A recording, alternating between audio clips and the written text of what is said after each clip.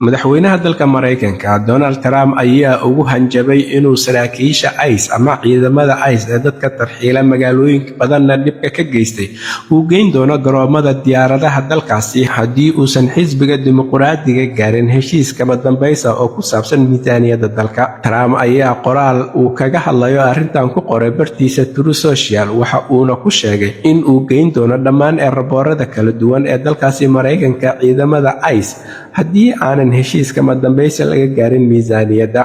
Waxaa toddobaadyadii hore jiray fawdo iyo sidoo kale rabshado ka taagnaa garoomo badan oo diyaaradaha oo ku yaala dalkaasi Mareykanka kuwa oo shaqaalahooda aysan helin toddobaadyadii ugu dambeeyay wax mushaar ah, sidoo kalena qaar ka mid ah ay shaqada isaga tageen halka qaar kalena ay u gudanayeen waajibaadkooda sidii looga baahnaa si aan ahayn. Waxaana ay taa sababtay safaf dhaadheer iyo sidoo kale dib u dhacyo aad u badan oo ku yimaada rakaabka kala duwan ee diyaaradaha garoomadaasi ka raacayay. Arrintan ayaa sabab u ahayd kadib markii wasaaradda amniga gudaha dalkaasi Mareykanka ee miisaaniyadeeda lagu murusan yahay ay muddo bil ah aysan qayb ka mid ah ama waxyo ka mid ah aysan shaqaynaynin. Xisbiyada dimuqraadiga iyo jamhuuriga ee dalkaasi Mareykanka ayaa weli heshiis ka gaari lahaa ciidamada ICE ee booliska socdaalka ee dalkaasi Mareykanka. Si taa la midana waxaa iyana adkaatay heshiis kama dambaysa inay ka gaaraan miisaaniyadda qaranka, waxaana sidoo kale lagu soo waramayaa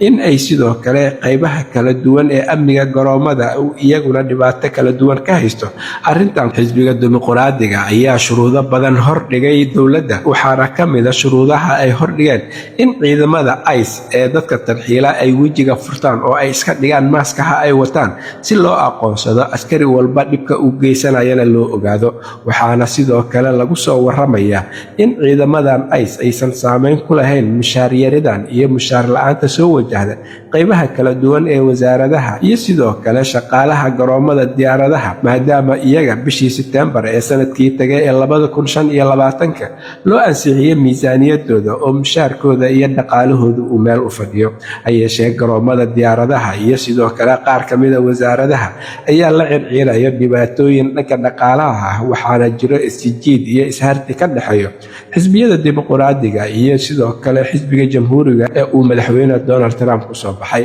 Arrintan ayaa waxa ay Mareykanka ku sii wadaa rabshado aad u xoogan oo meelo kala saameyn kara. Trump ayaa dimuqraadiyiinta dooda ay ka keeneen ciidamadan ICE ee gaboodfallada iyo tarxiilka ba'an ka geysanayay magaalooyin kala duwan oo ay ugu weyntahay magaalada Minnesota ee ay Soomaalidu ku badan tahay ayaa waxa uu dimuqraadiyiinta ugu hanjabayaa in ay eerboorada dhigi doonaan si sidoo kale ay u qashqashaadaan dhibaatana ugu geystaan soo galootiga iyo dadka waddanka Mareykanka aan u dhalan. Halka warka kiisa ugu doorkaroon uu idinkaga imaanayo waa Somali Voice in Norway ama codka Soomaaliyeed ee Norway, waxaana idinla socodsiinayay aniga oo Cabdullaahi Shiine.